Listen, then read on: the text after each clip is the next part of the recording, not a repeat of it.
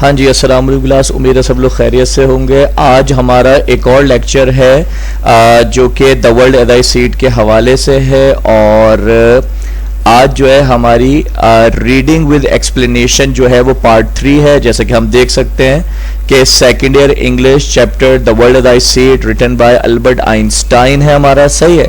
और आज हमारे चैप्टर की द वर्ल्ड एदाई सीट की थर्ड रीडिंग विद एक्सप्लेनेशन है, पार्ट 3 है आज हमारा, यानी वही lesson the world as I see it जिसमें हमने इंट्रोडक्शन भी किया था और भी चीजें डिस्कस की थी, कुछ क्वेश्चंस भी डिस्कस किए थे, तो उसी का आज हम पार्ट 3 आपके सामने पेश करने लगे हैं। ठीक है जी।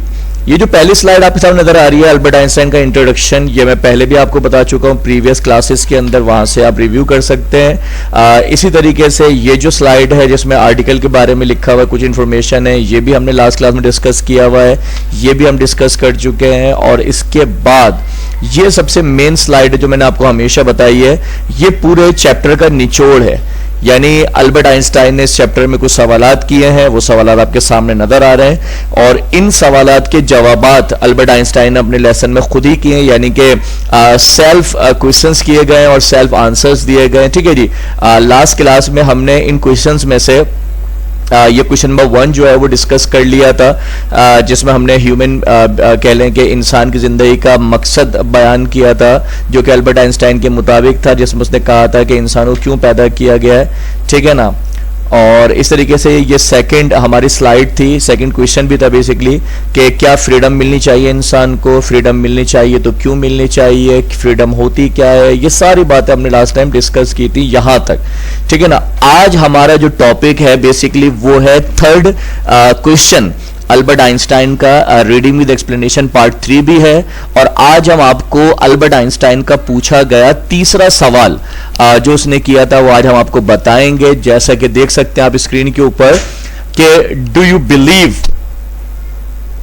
You believe in ideals. अच्छा, आइडियल्स से मुराद क्या? आइडियल का मतलब यह है कि जैसे जिंदगी में हम लोगों को अपना आइडियल बना लेते हैं, सही है ना। कोई किसी से इंस्पायर हो जाता है, कोई किसी से इंस्पायर हो जाता है, कोई किसी के जैसा बनना चाहता है, कोई किसी के जैसा बनना चाहता है। तो आज जो हमारा सवाल है बेसिकली हमारे से मुराद अल्बर्ट आइंस्टाइन का जो सवाल है, जिसमें उसने सवाल पूछा है कि do you believe in ideals, क्या आप दुनिया में बिलीव करते हैं कि आप किसी के जैसा बनना चाहते हैं, क्या आप किसी को अपना आइडियल बनाना चाहते हैं? तो कह रहे हैं which types of ideals do you believe, किस तरह के आप आइडियल्स बनाना चाहते हैं जिंदगी में अपने, किस तरह के जिंदगी को आप मॉडिफाई करना चाहते हैं। ठीक है ना। नॉर्मली हम और आप ये जानते हैं कि लोग कहीं ना कहीं किसी ना किसी से जो है वो इंस्पायर रहते हैं, सही है ना। कहीं ना कहीं लोगों की जो है ना इंस्पिरेशन पाई जाती है। तो आज हम डिस्कस करेंगे कि अल्बर्ट आइंस्टाइन की जो है ना वो इंस्पिरेशन क्या है बेसिकली, सही है। ठीक है जी। तो सवाल सुन लिया हमने, do you believe in ideals, which type of ideals do you believe. देखें जी, अब हम आपको जवाब देते हैं कि अल्बर्ट आइंस्टाइन ने जो है वो क्या जवाब दिया आइडियल्स के हवाले से। आइंस्टाइन कहता है to inquire after the meaning or object of one's own existence or that of all creatures has always seem to me absurd from an objective point of view, and yet everybody has certain ideals which determine the direction of his endeavors and his judgments। यानी कि यूं समझ लें कि हमने जो starting के जो 2 क्वेश्चंस का आपको जवाब दिया, जिसमें हमने एक में आपसे कहा था कि इंसान को क्यों क्रिएट किया गया, क्यों तख्लीक किया गया है, ठीक है ना। उसके बाद हमने आपसे फ्रीडम की बात की। तो आइंस्टाइन लिख रहा है कि to inquire after the meaning or object of one's own existence, यानी कि पहले और दूसरे सवालों के जवाबात मिलने के बाद, यानी कि हमें अपनी जिंदगी की एग्जिस्टेंस की हमें मीनिंग समझ में आ गई कि हम क्यों बनाए गए, क्यों पैदा किए गए। और फिर लिखा हुआ और that of all creatures has always seem to me absurd from an objective point of view. तो कहता है कि तमाम जो क्रिएचर्स हैं मुझे कैसा लगती थी, मुझे किस तरह से दिखती थी, to me absurd from an objective point of view. कहता मैंने जिंदगी में हर चीज को अपने एक अलग पॉइंट ऑफ व्यू से देखा, अपने एक अलग कॉन्सेप्ट से देखा, ठीक है ना। जैसे अगर मैंने आपसे सवाल करना है कि भाई आपको दुनिया में क्यों बनाया गया, तो आपके अपने अपने फिलोसॉफिकल आंसर्स होंगे, लेकिन आइंस्टाइन कहता है हमें एक दूसरे के लिए बनाया गया, इंसान को दूसरे के लिए तख्लीक किया गया। दूसरी तरफ अगर हम फ्रीडम की बात करें तो हर इंसान चाहता है उसे फ्रीडम मिले, सब कुछ मिलना चाहिए, हर तरह से आजाद होना चाहिए, लेकिन आइंस्टाइन कहता है कि पहली बात तो यह कि इंसान को फ्रीडम उतनी मिलनी चाहिए जितनी वो डिजर्व करता है, और अनलिमिटेड फ्रीडम पॉसिबल भी नहीं है। और अगर अनलिमिटेड फ्रीडम मिल भी जाए तो क्या होगा, जाहिर सी बात है पॉजिटिव इंपैक्ट तो आएंगे नहीं, नेगेटिव इंपैक्ट आएंगे। तो बात ऐसे अब इसका तीसरा सवाल है जो ये कहना चाहता है कि आइडियल्स क्या चीज है।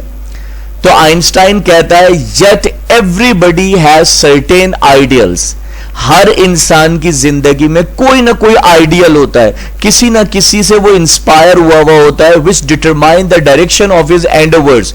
और वही आइडियल्स जो होते हैं, वही जो हमारी जो पर्सनैलिटीज होती हैं जिनको हम फॉलो कर रहे होते हैं, उन्हीं से देखते हुए हम अपनी जिंदगी की डायरेक्शंस को क्या करते हैं, डिटरमाइन करते हैं। और एंड हिज जजमेंट्स, यानी कि जो भी हम इंसानों को आइडियल बनाते हैं, जिनको हम अपना फेवरेट बनाते हैं, उन्हीं के जैसा हम बिहेव कर रहे होते हैं, उन्हीं के जैसा बनने की कोशिश कर रहे होते हैं, ठीक है। हर इंसान की जिंदगी में ऐसे ही होता है ऑलमोस्ट। लेकिन आइंस्टाइन ये कहता है in this sense I have never looked upon ease and happiness as ends in themself. Einstein कहता है मैंने जिंदगी में कभी किसी को आइडियल नहीं बनाया, बल्कि लिखता है in this sense I have never looked upon ease. कहता है मैंने जिंदगी में कभी आसान रास्तों को चूज ही नहीं किया। एंड हैप्पीनेस, यानी कि हर इंसान चाहता है कि उसकी जिंदगी में खुशियां हो, आसानियां हो, ठीक है ना, और बस खुशियां ही रहें। लेकिन कहता है मैंने कभी जिंदगी में ना आसानियों को चूज किया, ना कभी खुशियों को चूज किया एज एंड्स इन देमसेल्फ, क्योंकि जाहिर सी बात है आसानियां हो या मुश्किलात हो, हर चीज ने एक दिन खत्म हो जाना, ठीक है ना। फिर लिखा हुआ this ethical basis I call more proper the herd of swine. Einstein कहता है मेरे लिहाज से अगर मैं इथिकल बेसिस पे बात करूं, यानी इखलाकियात के हवाले से बात करूं, तो कहता है I call more proper the herd of swine. यानी मेरे लिहाज से ये तमाम चीजें, यानी आसान रास्ता चूज करना, खुशियों भरा रास्ता चूज करना, मुश्किलात से डरना, मुश्किलात को फेस न कर पाना, कहते हैं ये मेरे लिए क्या है, हर्ड ऑफ स्वॉइन, यानी कि समझ लें एक तरह से एक बैड चीज है, एक बुरी चीज है मेरे लिए ये, सही है ना। और क्या कहता है आइंस्टाइन, देखिए बताते हैं हम आपको। आइंस्टाइन कहता है हाँ ठीक है, दुनिया में हर इंसान अपना आइडियल बनाता है, किसी ना किसी को बनाता है। आइंस्टाइन कहता है मैंने कभी जिंदगी में लोगों को अपना आइडियल नहीं बनाया, मैंने कभी जिंदगी में लोगों को अपना आइडियल नहीं बनाया, बल्कि अगर मैंने किसी चीज को आइडियल बनाया है तो वो क्या चीज है, तो देखिए लिखता क्या है, the ideals which have lighted on my way. कहता है वो आइडियल्स, वो फेवरेटिज्म, वो आइडियल्स, वो चीजें जिनके जैसा बनना चाहता था, वो कौन सी चीजें थी। कहते हैं the ideals which have lighted on my way, यानी कि जिन चीजों ने मेरी जिंदगी में मेरी जिंदगी को रोशन किया, and time after time have given me new courage, जिसकी वजह से जिंदगी में मुझे वक्तन फवक्तन हिम्मत मिली टू फेस लाइफ चेयरफुली, यानी मैंने मुश्किलों में भी अपनी जिंदगी को चेयरफुल व्यू के अंदर क्या किया, मैंने उसको फेस किया।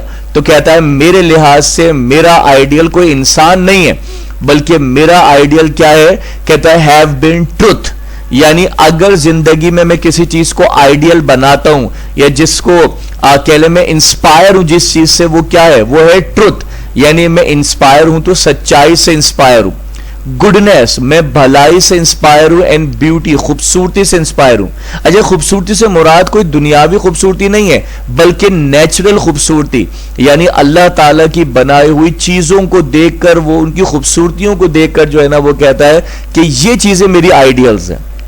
कोई इंसान आइडियल नहीं है, किसी चीज का फेम आइडियल नहीं है। फिर कहता है without the sense of fellowship with men of like mind, without the occupation with the objective world, the eternally unattainable in the field of arts and scientific endeavors, life would have seemed to me empty. अब आप देखें गौर करने की बात क्या है। पहली बात तो उसने बता दी कि देखो इंसानों की तरह इंसान मेरे आइडियल्स नहीं है। मेरे आइडियल्स तीन चीजें हैं, वो क्या है? Truth, goodness and beauty. और कहते हैं यही वो तीन चीजें हैं जिनसे मैं इंस्पायर हुआ और इन्हीं तीन चीजों ने हमेशा मेरी राहों को रोशन किया। और फिर लिखता है without the sense of fellowship with men of like mind, without the occupation with the objective world। यानी कहता है कि without the sense of fellowship, मैंने जिंदगी को कैसे परखा? without the sense of fellowship, मैंने किसी दोस्त अहबाब की मदद से, उनके नजरिए से मैंने जिंदगी को कभी नहीं देखा। With man of like mind, हालांकि बहुत सारे लोग ऐसे थे जो मेरी तरह की मेंटेलिटी रखते थे, लेकिन उसके बावजूद मैंने कभी किसी की नजर से दुनिया को नहीं देखा। कहते हैं without the occupation with the objective world, और कहते हैं without the occupation with the objective world, मैंने अपनी इस दुनिया को एक बहुत ज्यादा ऑब्जेक्टिव पॉइंट ऑफ व्यू से देखा। यानी मैंने जिंदगी को कभी किसी के नजरिए से, किसी की नजर से नहीं देखा, बल्कि अपने व्यू से देखा और अपने व्यू को मैंने जनरेट किया, मैंने क्रिएट किया कि मैं क्या सोचता हूं। The eternally unattainable in the field of art and scientific endeavors, और कहते हैं the eternally unattainable in the field of art and scientific endeavours. यानी कि अगर इटर्नली बात करें, अगर हम बुनियादी बात करें, तो कहते हैं eternally unattainable in the field of art. कहते हैं जिंदगी में अनअटेनेबल, अनअटेनेबल से मुराद जो चीजें मैं कभी हासिल नहीं कर सका in the field of art and science endeavours. कहते हैं life would have seemed to me empty. तो कहते हैं जब मैं जिंदगी में कह लें अपनी मर्जी से, अपनी जिंदगी से, अपनी कह लें लॉजिक के मुताबिक कुछ हासिल नहीं कर सकता, तो कहते हैं life would have seemed to me empty. तो मुझे ऐसा लगता था कि मेरी जिंदगी क्या है? बिल्कुल खाली है। The ordinary objects of human efforts, property, outward success, luxury have always seemed to me contemptible। और आइंस्टाइन कहता है अगर कोई मुझसे पूछे कि मेरी जिंदगी में, मेरी नजर में प्रॉपर्टी, आउटवर्ड सक्सेस, लग्जरीज की क्या वैल्यू है, तो कहता है कि ये तमाम चीजें the ordinary objects of human efforts, यानी ये दौलत कमाना, ये शोहरत कमाना, ये लग्जरीज हासिल करना, ये इंसान की एफर्ट्स तो है, लेकिन ऑर्डिनरी ऑब्जेक्ट्स है भाई। ये मतलब एक इंसान जो है अपनी इतनी ऑफ एफर्ट करने के बाद ये चंद ऑर्डिनरी चीजें हासिल करता है, प्रॉपर्टी हासिल करता है, सक्सेस हासिल करता है, लग्जरी हासिल करता है। तो आइंस्टाइन कहता है have always seem to me contemptible. कहता है मेरे लिए ये सारी चीजें बेकार हैं, यानी मैं इन चीजों को कंटेम करता हूं, मैं इन चीजों को अवॉइड करता हूं, मैं नजरअंदाज करता हूं, मैं रिजेक्ट करता हूं इन तमाम चीजों को। तो मेरे ख्याल से आपको थोड़ा सा आंसर क्लियर हुआ होगा कि अल्बर्ट आइंस्टाइन जो है आइडियल्स के बारे में क्या कॉन्सेप्ट रखता है। अब हम मूव करते हैं एक और क्वेश्चन की तरफ। अगर आप क्वेश्चन नंबर 3 में कोई कंफ्यूजन हो, कोई प्रॉब्लम हो, तो आप काइंडली कमेंट करके जो है वो पूछ सकते हैं। इंशाल्लाह I will try to give your answers. ठीक है जी। तो बहरहाल अब हम मूव कर रहे हैं कहां पर? अपने 4th क्वेश्चन की तरफ, जो कि आइंस्टाइन ने पूछा था, और इसका सवाल बड़ा डेंजरस था। इसने कहा था do you believe in friendships. आपसे भी हमारा सवाल है, आपको क्या लगता है, क्या आप भी फ्रेंडशिप्स के ऊपर बिलीव करते हैं? आप भी ये मानते हैं कि दोस्तियां होनी चाहिए, दोस्त होने चाहिए, सही ना? तो नॉर्मली अगर हम लोगों से पूछें कि भाई आप दोस्तियों के बारे में क्या कहते हैं, दोस्तों के बारे में क्या कहते हैं, तो लोग बड़ा फख्र से बोलते हैं कि सर दोस्त तो होना चाहिए, और दोस्त तो अच्छे बुरे वक्त के साथी होते हैं, सही है, दोस्तियां होनी चाहिए, और दोस्ती के बगैर तो जिंदगी बेकार है। लेकिन आज हम आपको बताते हैं कि अल्बर्ट आइंस्टाइन साहब जो है वो दोस्तियों के बारे में क्या कहते हैं, और दोस्तियां होती किन के दरमियान है, ये भी हम आपको बताते हैं according to Albert Einstein. Einstein जवाब देता है इस सवाल का, कहता है my passionate sense of social justice and social responsibility has always contrasted orderly with my pronounced lack of need for direct contact with other human beings and human communities। Einstein ये कह रहा है माई पैशनेट सेंस, यानी बेसब्री से मैं एक बात को महसूस करता हूं, और वो कौन सी बात है? Of social justice.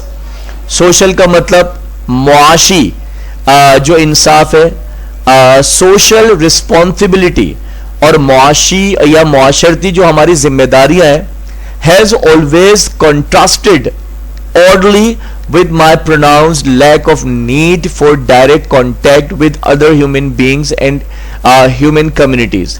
यानी बताने का मकसद यह है कि आइंस्टाइन कहता है कि यार दोस्तियां वोस्तियां तो बात की बात है, पहले आप सोशल जस्टिस को तो देख लो, आप अपनी सोशल रिस्पॉन्सिबिलिटीज को तो निभा लो, सही ना। तो कह रहे हैं ऑलवेज कंट्रास्टेड ऑडली, कहते हैं जब भी मैं इन दो बातों को देखता हूं और फिर फ्रेंडशिप्स को कंपैरिजन करता हूं तो कहता है ये कंट्रास्ट जो है ना मुझे बड़ा ऑड सा लगता है। कहता है with my pronounced lack of need for direct contact, कहता है मेरी लॉजिक के मुताबिक, मेरी प्रोनाउंसिएशन के मुताबिक, मेरे पॉइंट ऑफ व्यू के मुताबिक lack of need for direct contact, lack of need for direct contact with other human beings and human communities.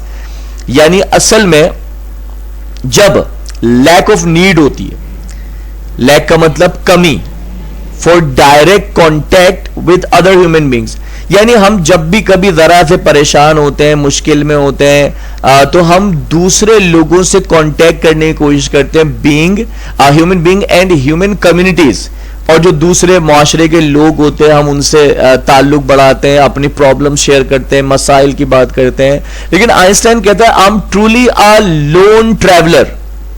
कितनी अहम बात है। आइंस्टाइन कहता है दुनिया जब मुश्किल में होती है, परेशानी में होती है, तो उनको दिलासे के लिए एक कांधे की जरूरत होती है, एक सहारे की जरूरत होती है। लेकिन आइंस्टाइन कहता है I am truly a lone traveller. मैं अगर दुनिया में कहूं अपने बारे में तो कहता है मैं एक तन्हा मुसाफिर हूं। And have never belong to my country, कहता है मेरी मिसाल देख लें कि मेरा तो अपना वतन भी नहीं है, क्योंकि जाहिर सी बात है अगर आपने इसका इंट्रोडक्शन सुना होगा तो अल्बर्ट आइंस्टाइन जो है बेसिकली वो जर्मन सिटीजन है एक्चुअली, लेकिन हिटलर के दौर के बाद इन्हें अपना मुल्क छोड़ के भागना पड़ा था वहां से। तो पहले ये लोग स्विट्जरलैंड जाके शिफ्ट हुए थे, फिर जब वहां पे भी इनका सेटअप नहीं बना तो फिर ये अमेरिका में शिफ्ट हुए थे। तो आइंस्टाइन कह रहा है I am truly a lone traveller and have never belong to my country, कहता है मैं कभी अपने मुल्क से अपना रिश्ता नहीं जोड़ सका, अपना मुल्क वापस नहीं जा सका। माई होम, माई फ्रेंड्स और इवन माई इमीडिएट फैमिली, यहां तक कि इनकी फैमिली के भी बहुत सारे लोग जर्मनी में रह गए थे, मारे गए थे, इनके दोस्त रह गए थे, इनका घर रह गया था, और इवन माई इमीडिएट फैमिली, इनके जो बहुत करीबी रिश्तेदार थे वो भी वहीं रह गए थे। फिर कहता है विद माई होल हार्ट, कहते मेरा पूरा दिल वहीं रह गया था। फिर कहता है in the face of all these ties, तो कहता है इन तमाम बातों को फेस करने के बाद, इन तमाम मुश्किलात को फेस करने के बाद, आई have never lost a sense of distance and a need for solitude. तो कहता है आई have never lost a sense, मैंने कभी जिंदगी में अपने जज्बात को बहने नहीं दिया, of distance and a need for solitude. और कहते हैं मुझे कभी भी तन्हाई में किसी की जरूरत महसूस नहीं हुई। यानी कहता है कि मैं इतना कुछ खो चुका था कि अब मेरे पास मजीद कुछ खोने के लिए नहीं था। यानी आसान लफ्जों में अगर आपको मैं इस सवाल का जवाब दूं तो आइंस्टाइन कहता है कि मैं दोस्तियों पर बिलीव नहीं रखता। सवाल यह सर दोस्ती में क्यों बिलीव रखता है? इसलिए बिलीव रखता है कि अकॉर्डिंग टू आइंस्टाइन दोस्तियां जो होती है ना वो इंसान को डाइवर्ट कर देती है। दोस्तियां जो होती हैं, दोस्त जो होते हैं, इंसान जब अपने लोगों से मशवरे करता है, वैसे तो मशवरे में बरकत होती है, लेकिन दोस्तों से खासतौर पर जब आप मशवरे लेते हैं, देखिए बड़ों से मशवरे लेना अलग बात है, दोस्तों से मशवरा जब मिलेगा आपको, देखें आप भी इमेच्योर, सही है ना, और आपके दोस्त जो है वो भी इमेच्योर, तो जाहिर सी बात है जो वो मशवरा देंगे वो भी इमेच्योर होगा। तो अल्बर्ट आइंस्टाइन कहता है कि मेरे हिसाब से दुनिया में दोस्तों की कोई खास जरूरत है नहीं, सही है ना। तो बहरहाल हर किसी का अपना अपना अंदाज होता है, अल्बर्ट आइंस्टाइन का भी अपना अंदाज है। नेक्स्ट क्वेश्चन देखते हैं, सॉरी इसका मजीद पार्ट देखते हैं। कहते one become sharply aware but without regret of the limits of mutual understanding and consonance with other people. वही वाली बात, अगर आपसे पूछा जाए कि दोस्तियां किन लोगों के दरमियान होती हैं, या कौन से लोग हैं जिनकी आपस में दोस्तियां हो जाती हैं, तो लिखा हुआ है वन बिकम शार्पली अवेयर। हर इंसान इस बात को बड़े गहराई से समझता और जानता है, सही ना। और दोस्तियां वही होती हैं जहां अंडरस्टैंडिंग होती है, बट विदाउट रिग्रेट, लेकिन बिना किसी अफसोस के, of the limits of mutual understanding, यानी कि आपकी अंडरस्टैंडिंग, आपकी म्यूचुअल अंडरस्टैंडिंग की वो लिमिटेशंस होनी चाहिए जिन तक कोई पहुंच ना सके। And consonance with other people, यानी कि आपका जो ताउन है दूसरों के साथ वो बहुत आउट क्लास होना चाहिए। No doubt such a person loses some of his innocence and unconcern. On the other hand, he is largely independent of the opinions, habits and judgments of his fellows and avoids the temptation to build his inner equilibrium upon such insecure foundations। भाई सीधी सी बात है, Albert Einstein जो है वो क्या कहना चाह रहा है? वो कह रहा है देखो भाई, जिंदगी में कभी रिग्रेट मत करो, कभी पछताओ मत, और जिंदगी को लिमिटेड मत रखो, अनलिमिटेड रखो।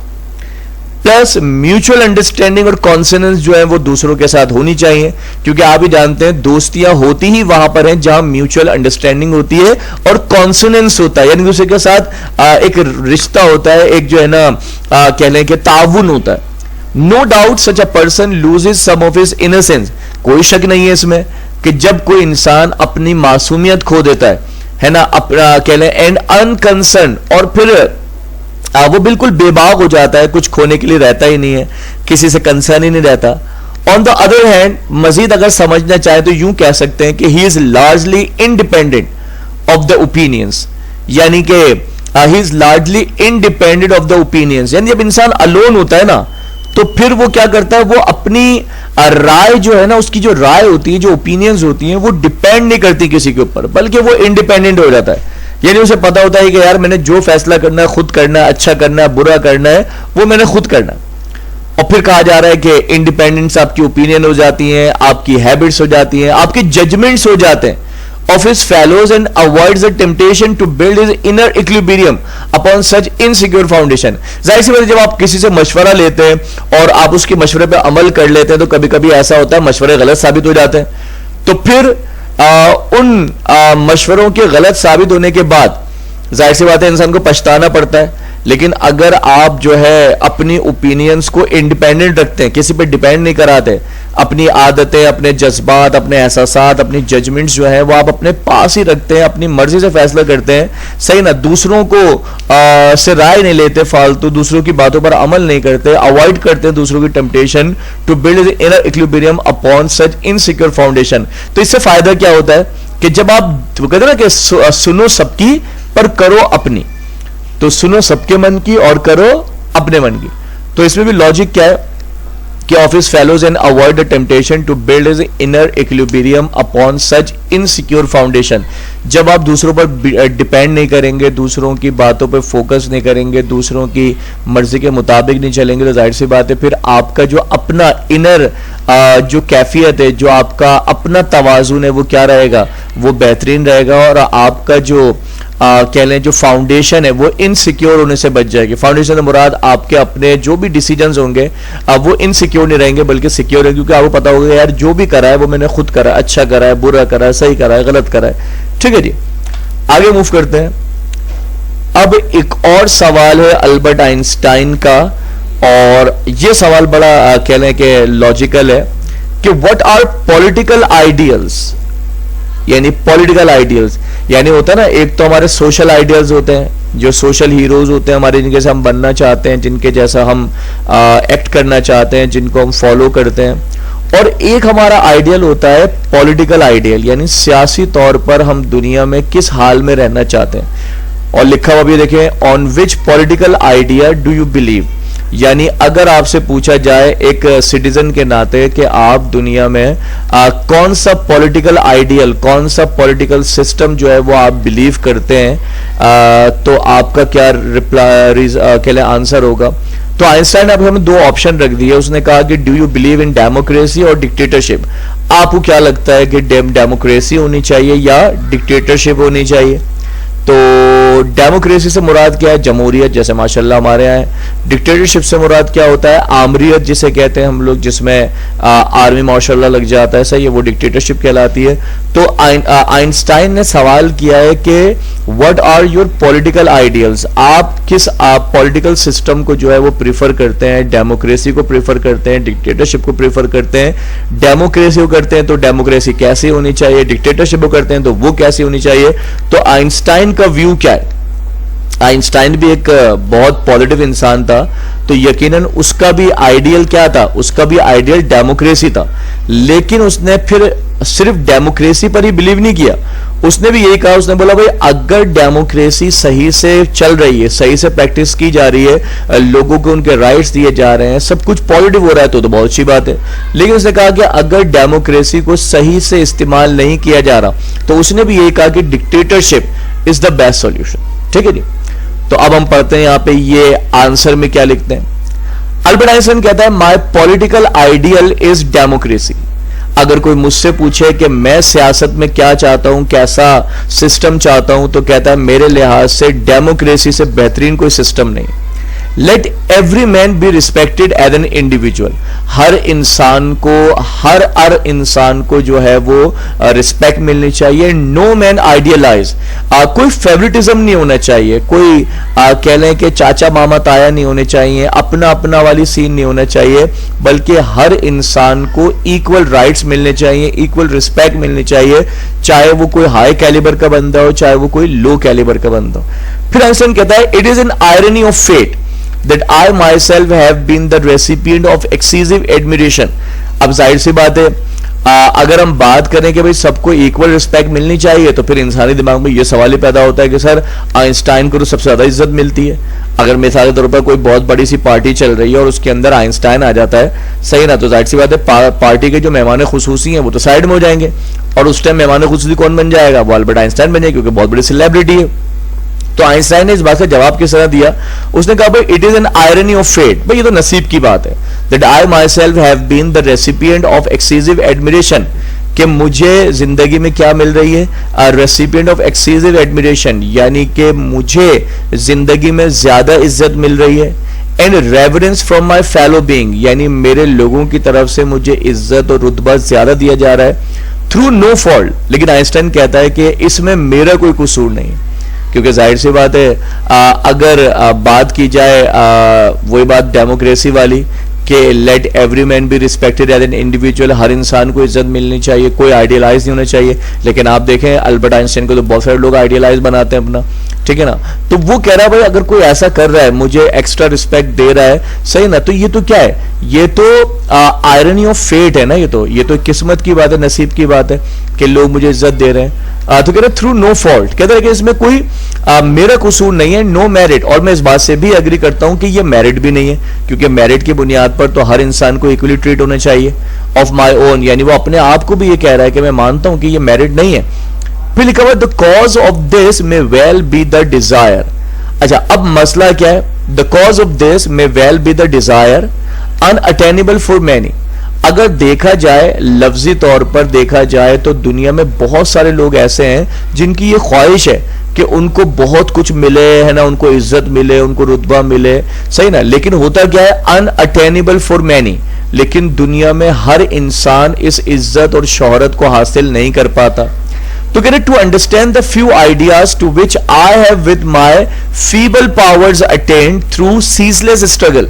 तो कहता है कि एक बात समझ लीजिए, जो लोग जिंदगी में आगे बढ़ना चाहते हैं लेकिन आगे नहीं बढ़ पाते, तो कहता है मैं उन्हें एक बात अंडरस्टैंड कराना चाहता हूं, और वो अंडरस्टैंडिंग वाली बात क्या है? कह रहा है the few ideals to which I have with my feeble powers. कहता है मैं ये बताना चाहता हूं, कह रहे हैं देखो लिखा हुआ to understand the few ideals to which I have with my feeble powers. कहते हैं कि मेरी जिंदगी में जो मुझे आइडियल बनाया जा रहा है, लोग समझते हैं कि, तो देखिए जी, बताने का मकसद क्या है?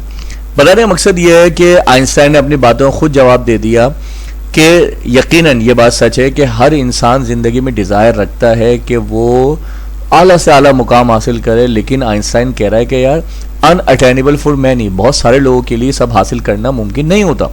Can to understand the few ideas to which I have with my feeble powers attained through ceaseless struggle। कहता है तो ये आइडियाज में समझाने के लिए आपको क्या बताना चाहता हूं कि I have with my feeble powers attained through ceaseless struggle। मैंने जिंदगी में जो हासिल करा है कि वो मुझे किसी ने थाल में सजा कर नहीं दिया, बल्कि कहता है कि आई have with my feeble powers, मैंने अपनी हर मुमकिन कोशिश करी है, feeble powers attend through ceaseless struggle, यानी अपनी जिंदगी की कभी ना रुकने वाली स्ट्रगल से मैंने जिंदगी में ये मुकाम हासिल करा है। And I am quite aware that, और मैं ये बेहतरीन तरीके से जानता हूं कि it is necessary for the achievements of the objective, कि जिंदगी में मेहनत करना, स्ट्रगल करना, सीजलेस स्ट्रगल करना, ये जिंदगी में सबसे ज्यादा मैंडेटरी है, नेसेसरी है किसी भी चीज को, किसी भी ऑब्जेक्ट को अपनी जिंदगी में अचीव करना of an organisation. That one man should do the thinking and directing and generally bear the responsibility।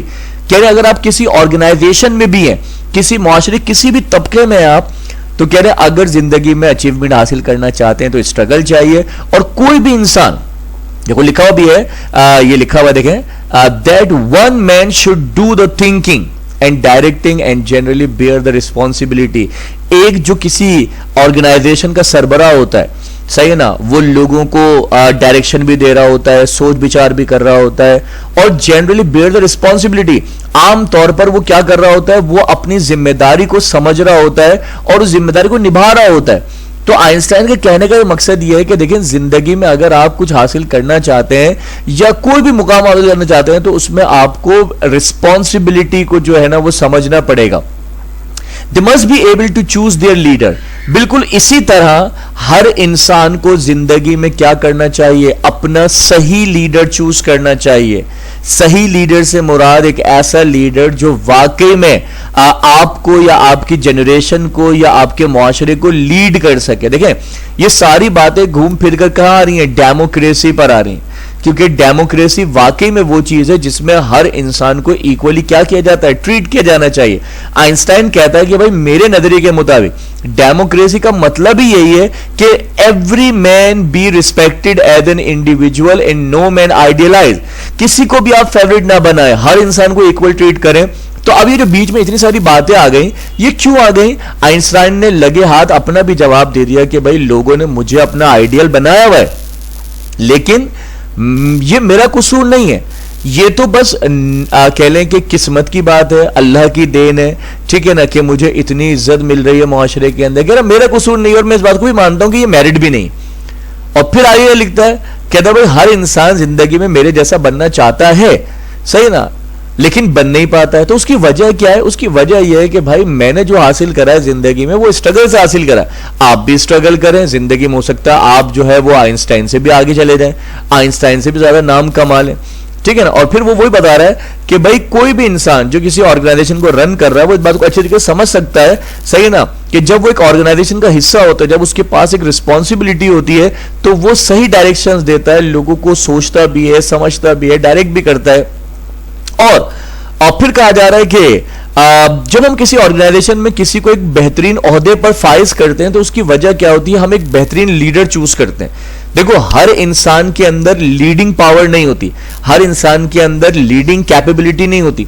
Leader कोई कोई बनता है, सही ना। आप देखें कोई क्लास है, कोई यूनिवर्सिटी है, कोई कॉलेज है, क्लास के अंदर कुछ लोग होते हैं बड़े हाईलाइटेड होते हैं।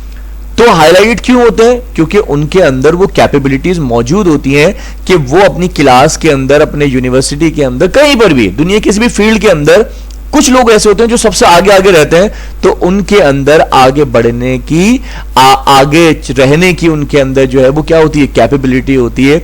और प्लस बहुत सारे लोग उनकी बात मान भी रहे होते हैं, सुन भी रहे होते हैं, उनकी डायरेक्शन में चल भी रहे होते हैं। तो क्यों चल रहे होते हैं? They must be able to choose their leader.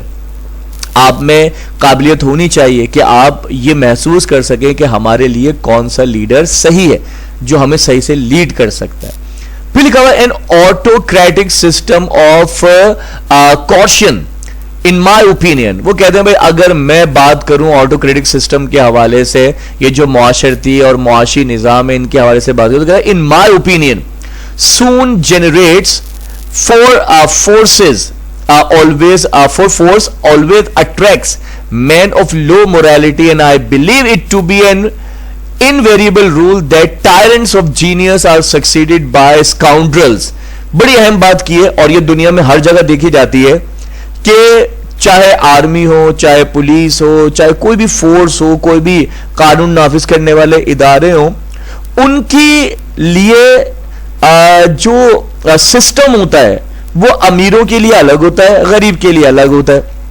इसमें आप पाकिस्तान की मिसाल भी ले सकते हैं, ठीक है ना, कि अगर कोई भी इंतजामिया किसी को अरेस्ट करने आते हैं, अगर कोई वो बहुत ही हाईली प्रोफाइल बंदा है, बड़ा रिसोर्सेज वाला बंदा है, तो उसका घर का दरवाजा बजाया जाता है, सही है ना, फिर इंतजार किया जाता है, फिर वो अपनी मर्जी से बाहर आता है, फिर उसको बाकायदा इज्जत से बिठा के लेके जाते हैं.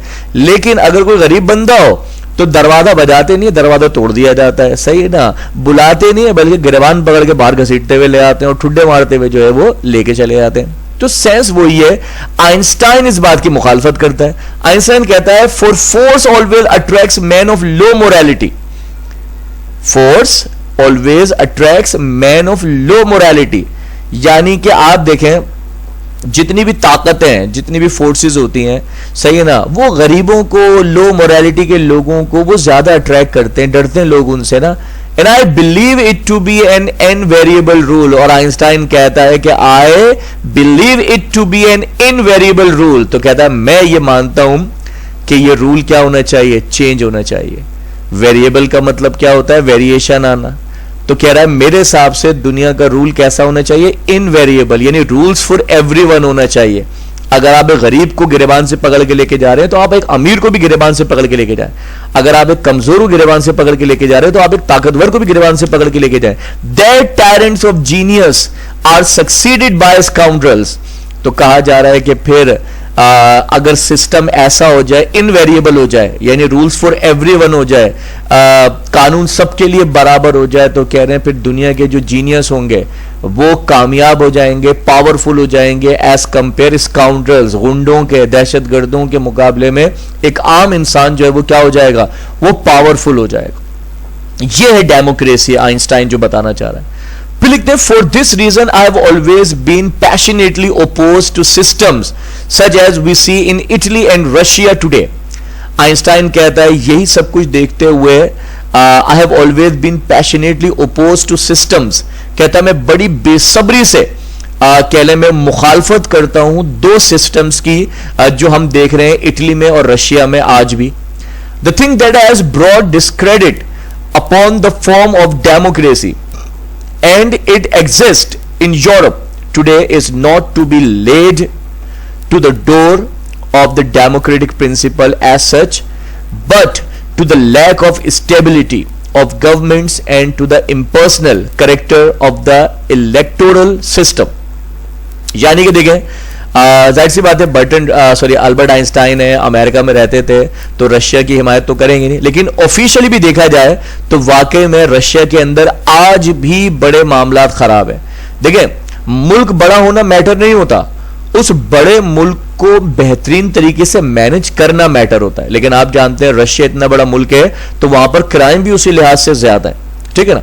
तो ये लिखा हुआ the thing that has brought discredit upon the form of democracy. तो कह रहे हैं यही कुछ चीजें हैं जिनकी वजह से डेमोक्रेसी की हमें मुखालफत करनी पड़ती है. As it exist in Europe today is not to be laid to the door of the democratic principle as such.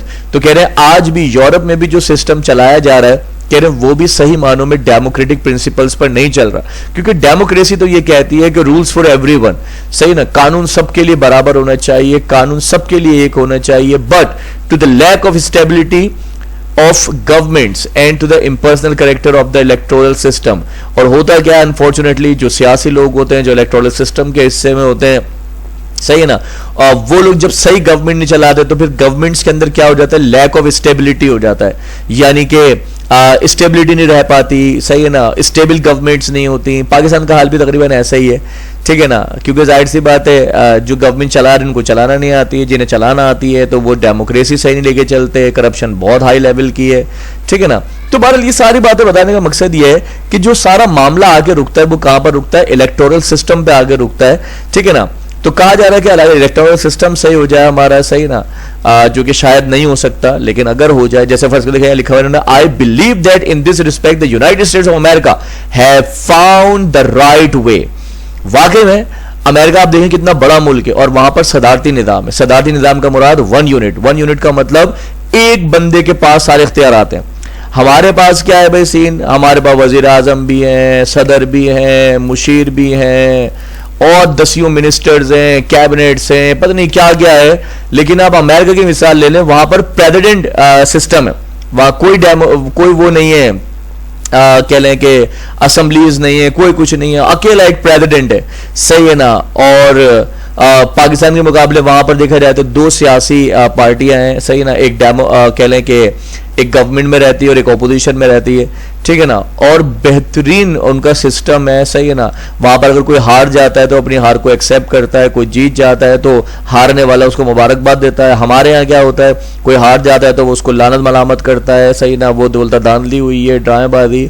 तो लॉजिक क्या है, अल्बर्ट आइंस्टाइन कहता है कि भाई इस मामले में मैं अमेरिका को क्रेडिट देता हूं कि वाकई में अमेरिका जो है ना वो बिल्कुल राइट वे पर चल रहा है। दे हैव अ प्रेसिडेंट, उनके पास एक प्रेसिडेंट होता है who is elected for a sufficiently long period, जो कि वहां पर एक लंबे अरसे के लिए जो है ना वो इलेक्ट होता है एंड हैज सफिशिएंट पावर्स, और उसके पास बेहतरीन पावर्स होती हैं। ये नहीं हमारे पाकिस्तान की तरह कि वजीर आजम कुछ कह रहे हैं, सिंध गवर्नमेंट कुछ कर रही है, सही है ना, फेडरल गवर्नमेंट कुछ कह रही है, सिंध गवर्नमेंट कुछ कर रही है। तो बहरहाल तो has sufficient powers really to exercise his responsibility. तो कहा जा रहा है कि प्रेसिडेंट के पास पावर होती है और वो उस पावर को जिम्मेदारी से क्या करता है, इस्तेमाल करता है, अपने मफाद के लिए नहीं बल्कि अपने मुल्क के मफाद के लिए। व्हाट आई वैल्यू, तो अल्बर्ट आइंस्टाइन कहता है मैं किस बात को वैल्यू देता हूं, on the other hand in the German political system, Germany का जो पॉलिटिकल सिस्टम है, is the more extensive provision that it makes for the individual in case of illness और नीड। यानी कहता है कि दूसरी तरफ अगर मैं किसी बात को वैल्यू देता हूं तो वो कौन सा सिस्टम है, in the German political system. हालांकि आप जानते हैं हिटलर के दौर में बड़ी तबाही हुई है, वहां पे मारामारी हुई, वहां पे जर्मनी जो है वो सेकेंड वर्ल्ड वॉर में हिस्सा भी रहा लड़ाई का। तो कहा जा रहा है in the German political system is the more extensive provision that it makes for the individual in case of illness और नीड। यानी वहां पर भी इतना जबरदस्त सिस्टम है, अगर कि कोई इंसान बीमार है, किसी भी तरह की बीमारी में, किसी भी जरूरत में, तो वहां पर जो है वो गवर्नमेंट की तरफ से बड़ी बेहतरीन सपोर्ट मिलती है, सही ना। तो देखें, आप देखें, हालांकि जर्मनी से अल्बर्ट आइंस्टाइन को बेचारे को भागना पड़ा था हिटलर की वजह से, लेकिन फिर भी उसने अपने मुल्क की ओर नाम जरूर लिया कि जर्मनी में जो जाहिर सी बात है सिस्टम जो था वो बड़ा आउट क्लास था। इस मोर एक्सटेंसिव प्रोविजन लिखा है इसने वर्ड, यानी कि वहां का सिस्टम भी बहुत जबरदस्त था। और ये अलग बात है, हिटलर के दौर में कानून थोड़ा सा अलग हो गया था, लेकिन जो प्रेसिडेंटशिप होती है ना, जैसे पाकिस्तान के अंदर भी जब तक प्रेसिडेंटशिप थी, सही ना, तो हमारा मुल्क अल्हम्दुलिल्लाह बहुत अच्छा चलता रहा था, सही। लेकिन जब से ये सदारती निज़ाम खत्म हुआ है, सही ना, तब से जो है ना हमारे यहाँ करप्शन ही बढ़ गई और सारे मसले मसाइल ही बढ़ गए। बहरहाल तो होपफुली आपको ये समझ में आया होगा। अब वीडियो कुछ ज्यादा लंबी हो गई है, तो लिहाजा एक काम करते हैं, ये 5वें क्वेश्चन तक ही इसको हम एंड करते हैं, तो इंशाल्लाह अगली क्लास में फिर कंटिन्यू करेंगे, क्वेश्चन नंबर 6 से कंटिन्यू करेंगे। तब तक के लिए अल्लाह हाफिज।